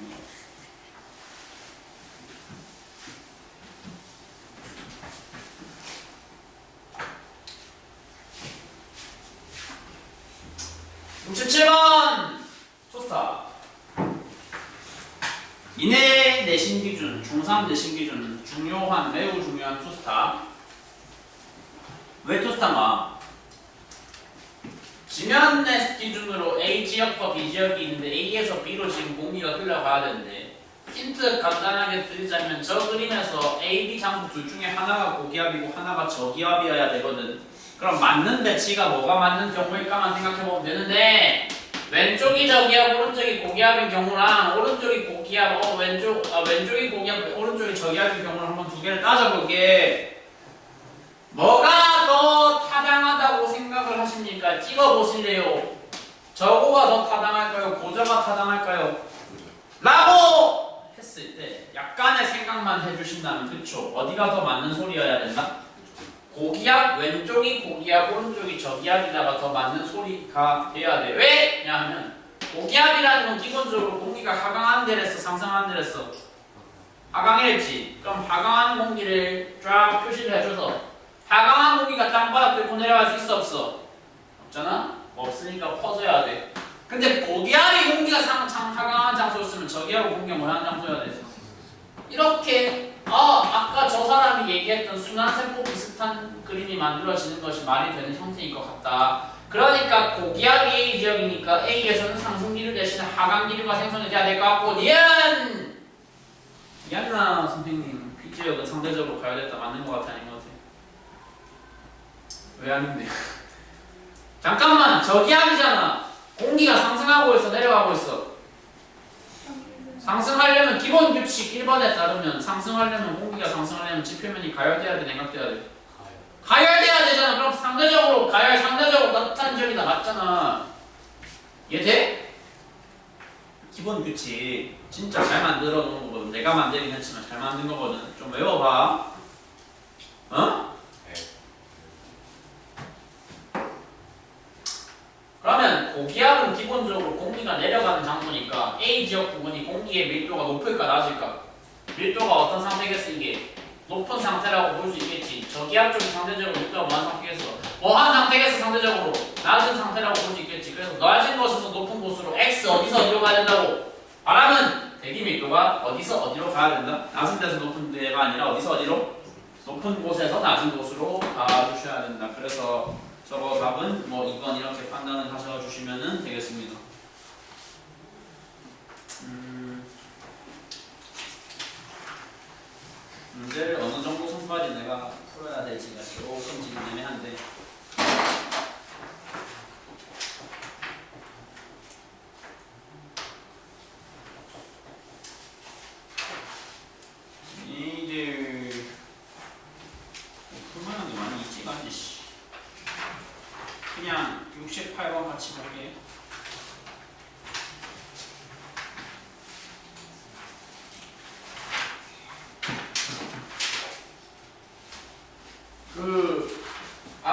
이번에 일단은 솔직히 간호 자체가 좀 암기의 성격이 강하다 보니까 어쩔 수 없이 저희가 다소 좀 갑갑하게 느끼실 수도 있지만 그래도 어느 정도는 암기 위주로 쭉 진행을 해봤는데요.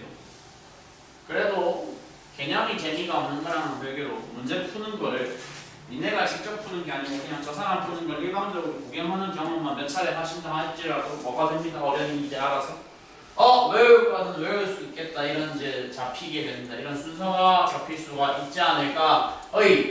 A가 헤들리아 페렐리아 페렐은 이제 아닌 거 알겠지. 솔직히 페렐은 그냥 생각 없이 어디 끼우면 돼.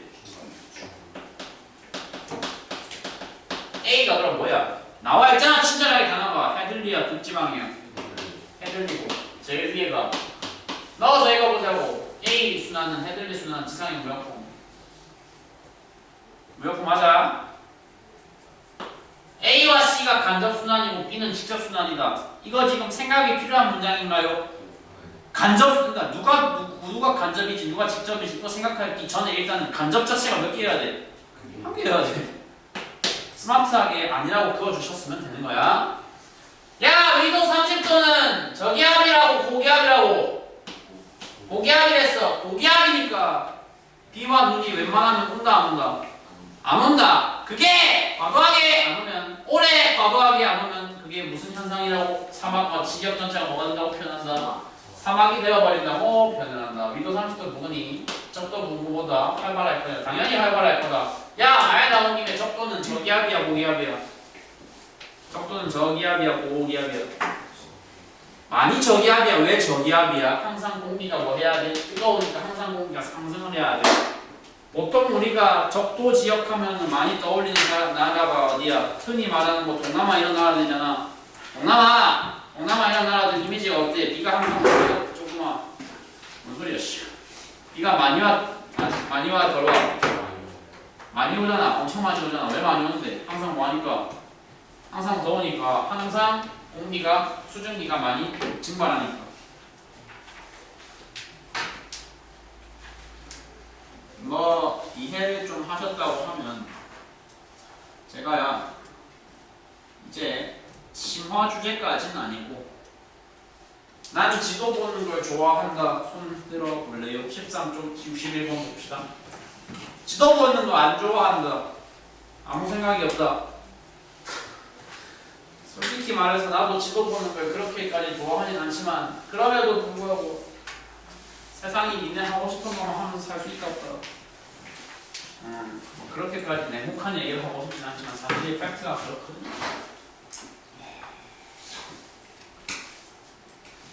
뭐 좀 외워보자. 바닷물 이름 한번 외워보실게요.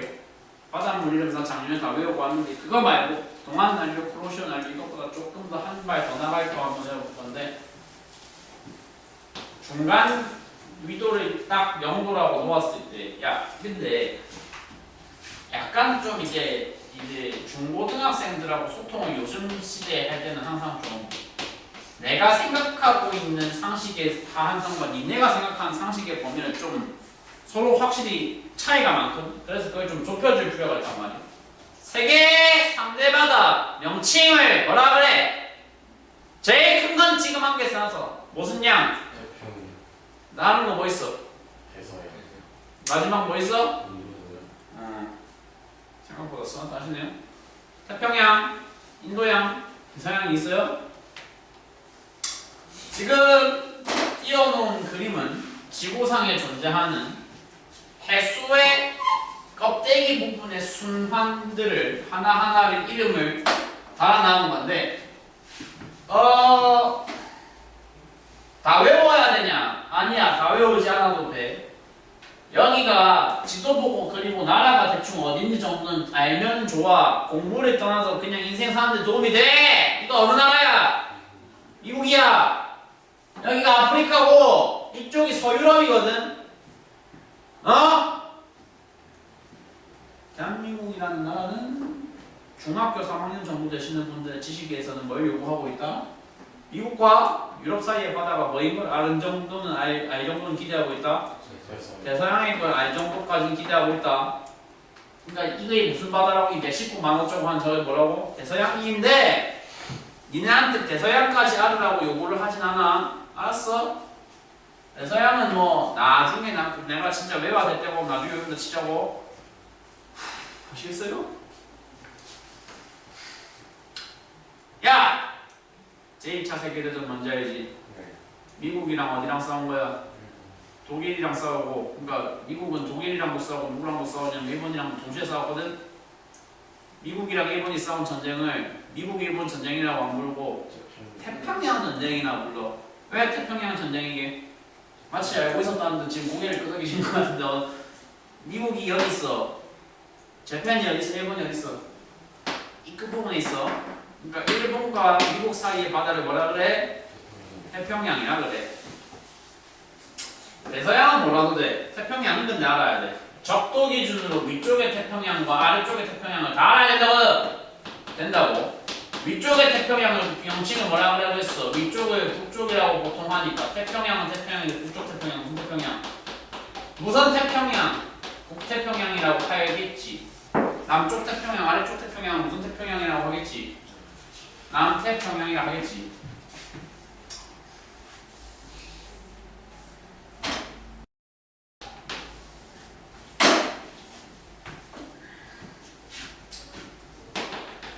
아까 들었던 위도에 따라서 불어야 되는 어떤 바람의 특징들을 한번 같이 생각을 하면서 들어보세요. 완전 0도 중간 라인 기준으로 위아래 30도 선까지 제가 지금 범위를 잡았습니다. 0에서 30도 사이에 불어야 되는 바람이 뭐라고? 무역풍이랬어? 편서풍이랬어? 극동풍이랬어? 무역풍이랬어. 무역풍 어떻게 강화해야 된다고? 북반구에서는 시계 방향으로 반시계 방향으로 시계 방향으로 감아야 된다 했어. 시계 방향으로 감아야 된다 했어. 그러면 참고로 밑에 이거는 지금 내가 막 너무 자연스럽게 그려버렸는데 적도 기준으로 위아래 공기순환이 어떤 형태여야 되냐면 대칭 형태여야 돼. 그러니까 북태평양의 바람 방향 먼저 그려놓고 그 다음에 누구 대칭해서 뒤집어서 그려주시면 된다. 남태평양 대칭해서 그려주시면 돼요. 아시겠어요? 다시 바다에서는 니네가 생각하는 것보다 뭐의 영향력이 강하다고? 바람의 대기의 영향력이 강하다고. 그러면 자 보자. 어쨌거나 남태평양에서도 북태평양에서도 둘 다 불어야 되는 바람 방향은 둘 다 어느 방향? 동풍. 둘 다 오른쪽에서 왼쪽으로 둘 다 오른쪽에서 왼쪽으로 가는 바람들이 불어야 되고 바람의 영향이 바로 누구를 건드려야 된다고? 바다를 건드려야 돼. 그럼 바닷물의 이동도 어디여야 된다는 소리를 지금 저 사람은 하고 있다는 거야. 바닷물의 이동은 오른쪽에서 왼쪽이어야 돼. 왼쪽에서 오른쪽이어야 돼. 야 바닷물도 오른쪽에서 왼쪽으로 왼쪽에서 오른쪽으로 바람이 오른쪽에서 왼쪽으로 부니까 바닷물 바람도 기본적으로 어디서 어디로? 바닷물 방향으로. 어디서 어디로? 위쪽에 그린 연두색 화살표. 야 이거 그냥 그릴 거면 나중에 다 보고 그리는 거 아니면 찍던 거 하시면 될 것 같아. 외우기만 하면 돼. 막말로. 위쪽에 얘는 적도 기준 살짝 어디야? 적도 기준 살짝 위쪽이야 아래쪽이야? 지금 내 손가락이 가리키고 있는 거 적도 기준 살짝 위야 아래야? 살짝 위야. 위쪽이 북쪽이야. 적도 기준 살짝 위 북쪽. 무슨 해류? 명칭을 그래서 무슨 해류? 북쪽도 해류라 그래.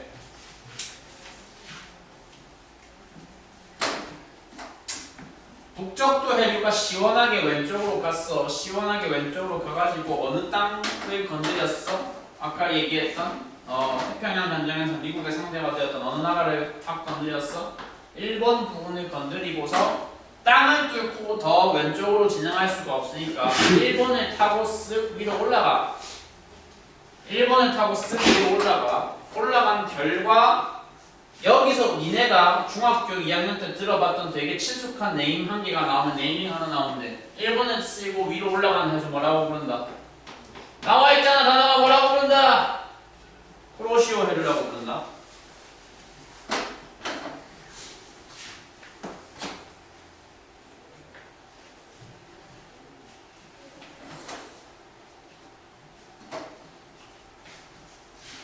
쿠로시오 해류, 쿠로시오에 해당되는 이 화살표를 타고 얘가 대차게 위로 올라갔어. 위로 올라가고서 대차게 봤더니 30도 범위를 아예 위로 뚫었어.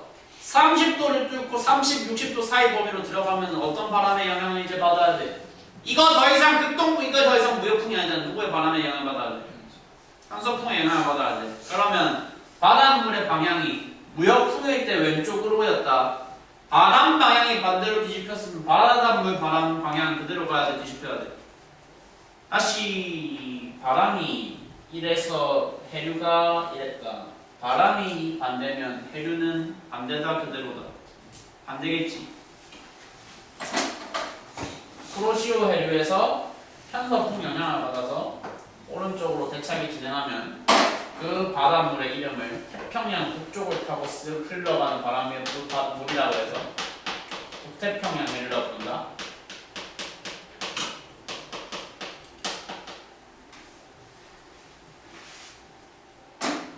그러고 마지막, 그러고 막타. 여기 명칭이 이미 스포일러가 되긴 한데 그렇게 북태평양 해류가 시원하게 오른쪽으로 가가지고 건드리는 대륙이 무슨 대륙을 건드린다고? 북미 대륙을 건드린다고. 북미. 미국이라는 대륙에, 미국이라는 나라의 가장 왼쪽에 있는 매우 유명한 주의 이름을 뭐라 그래?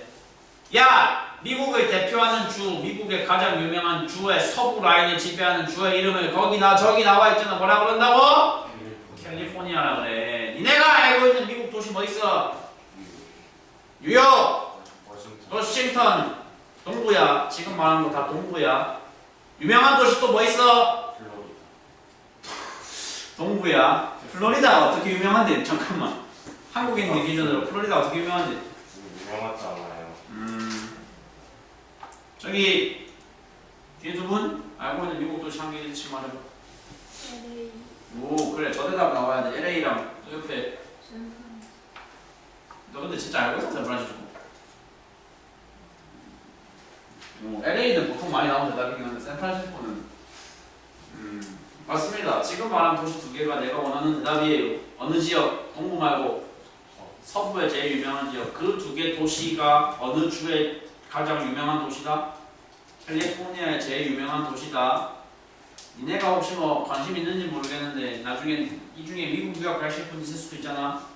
미국 유학 갈 사람 있을 수도 있잖아. 미국 유학 간다면 가장 한국인들이 선망하는 대학교 중에 하나가 뭐게? 하버드도 있긴 한데 스탠포드 알아? 스탠포드? 스탠포드가 되게 유명한 대학교인데 그게 어느 주에 또 있어?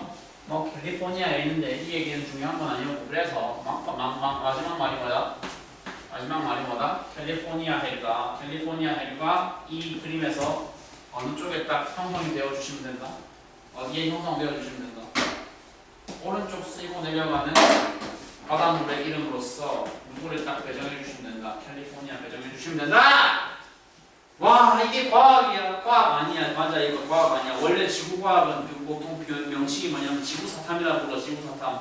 과학 아니야 이거. 그래, 지명을 외우자, 뭐 바닷물 이름을 외우자, 이런 말도 안 되는 사건이 매우 항상 벌어진단 말이야.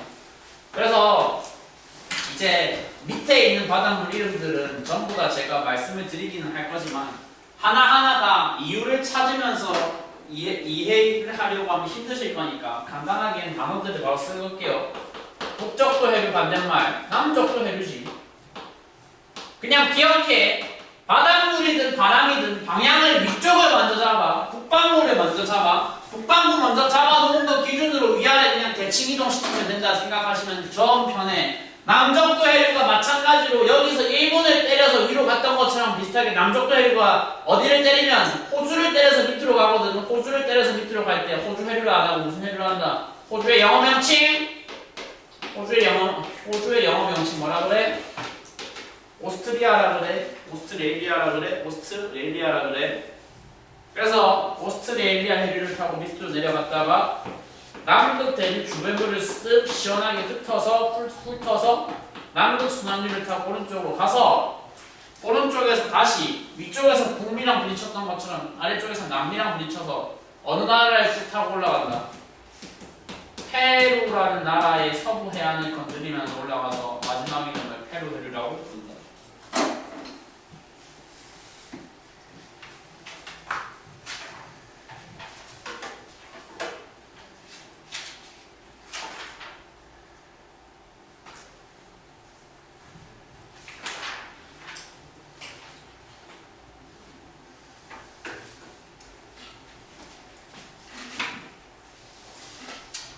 61번은 이미 뭐 적은 게 많으실 거니까 61번을 더 풀려고 하지 마시고 제가 62번에 나와 예제를 바로 들고서 이들한테 더 필요한 얘기들을 한번 해보도록 하겠습니다.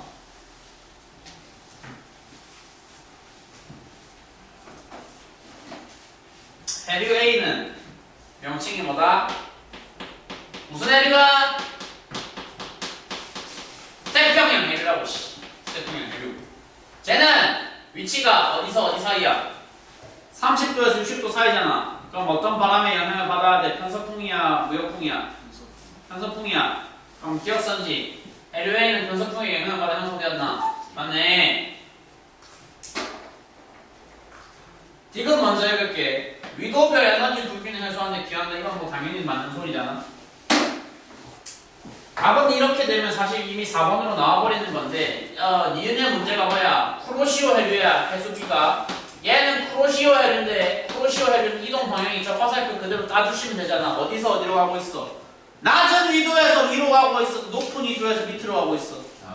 저 위도에서 고위도로 가고 있으니까 뒷부분 때문에 앞부분 읽을 것도 없이 틀렸는데 근데 앞부분의 단어 중에 아마도 지금 모르고 계실 만한 단어 하나를 꼽아보자면 내가 봤을 땐 난류 같거든. 난류가 뭐냐? 이거 오히려 작년에 들어봤으니까 오히려 그냥 더 잘할 수도 있겠다. 난류가 따뜻한 바닷물이야, 차가운 바닷물이야? 따뜻한 거야. 야! 지구과학은 암기를 할 때 하는데 할 때 하더라도 웬만하면 규칙성 찾아서 좀 간단하게 암기를 할 수 있는 여지들을 계속 남기셔야 돼. 그냥 쉽게 외우는 거 가르쳐드릴게. 복잡도 해류, 난류, 프로시오, 난류. 앞에 두 개가 무슨 류? 난이야. 앞에 두 개가 난류. 뒤에 두 개가 뭐겠어? 난류 반대말 한류겠지. 난난 순서다. 쉽게 외우시면 될 것 같아. 난난. 발음하기가 어렵네. 난 뭐라고? 한.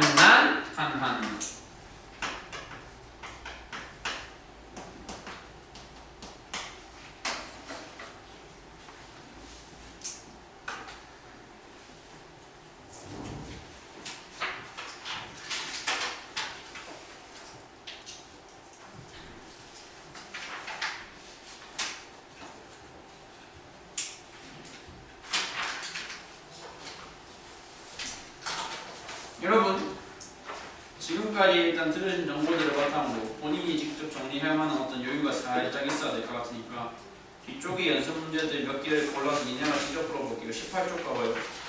18쪽에 85번부터 18쪽 85에서 93번까지 총 9문제인가? 9개 간단한 남기 확인형들이니까 바로 한번 풀이해보고